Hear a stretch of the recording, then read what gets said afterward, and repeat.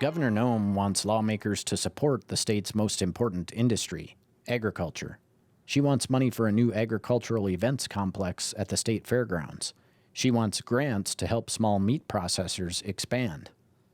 And the merger of the Departments of Agriculture and Diener, too. Each of these items will help reinvigorate our #1 industry and all of the families that it serves for so many years to come. Diener, or DENR, stands for the Department of Environment and Natural Resources. Under the governor's executive order, that state agency will merge with the Department of Agriculture unless the legislature says no. Some conservationists and environmentalists oppose the plan. They say it subverts environmental protection in favor of agricultural development. Noem calls the merged entity the Department of Agriculture and Natural Resources. Removing the word environment from the department's name erases part of the founding identity of the Department of Environment and Natural Resources. It was born in 1973 as the Department of Environmental Protection. Democratic Governor Dick Knipe created it. Before that, the state's environmental regulation was scattered among various departments. Ted Munster was Knipe's chief of staff. Most of our environmental activity was aimed toward the conservation of soil and erosion, wind and water erosion. There was some, in the health department, there was some regulation of drinking water and for public health purposes, and that's about all I can recall. But in the 1960s and 70s, the nation's environmental consciousness was rising. Pollution got so bad by 1969 that Ohio's Cuyahoga River famously caught fire. It was a Republican, President Richard Nixon, who responded by creating the Environmental Protection Agency. The great question of the 70s is, shall we surrender to our surroundings, or shall we make our peace with nature and begin to make reparations for the damage we have done to our air, to our land, and to our water?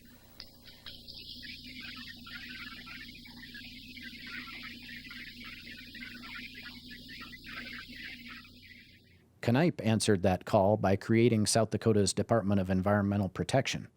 But Munster says some people were not happy, specifically farmers and ranchers. The agricultural people thought that this was an unworkable and unjustified intrusion into their business.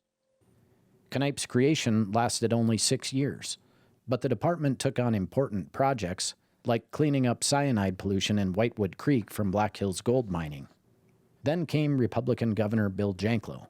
He merged the existing agency with the Department of Natural Resource Development, and the new organization became the Department of Water and Natural Resources.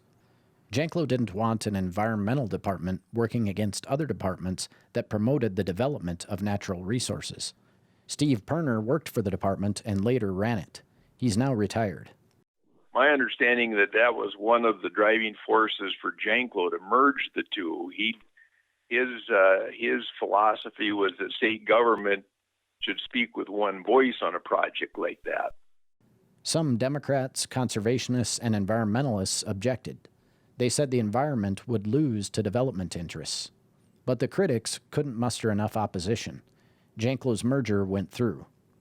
14 years later, some of the fears about the merger came to fruition.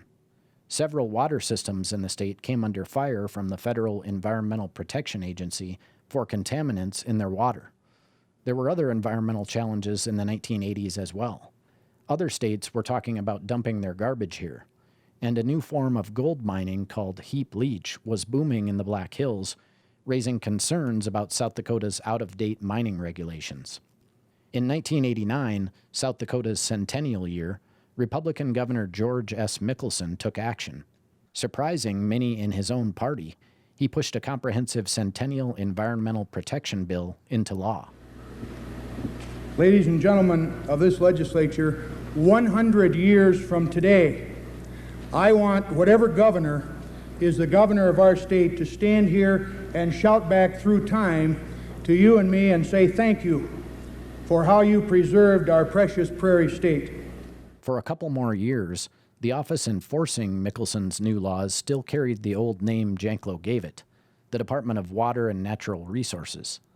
Mickelson then changed the name to the Department of Environment and Natural Resources. Now Governor Noem's proposal would strip the word environment from the agency's name. Ted Munster, who helped Governor Knipe create the department back in the 70s, says that's not a trivial matter. I think it tends to lower the profile of the environment as a matter of public policy. And I'm sorry that it's not in the new name. Noem's executive order takes effect in 90 days unless the legislature rejects it.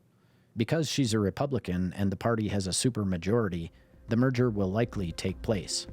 For South Dakota Public Broadcasting, I'm Seth Tupper.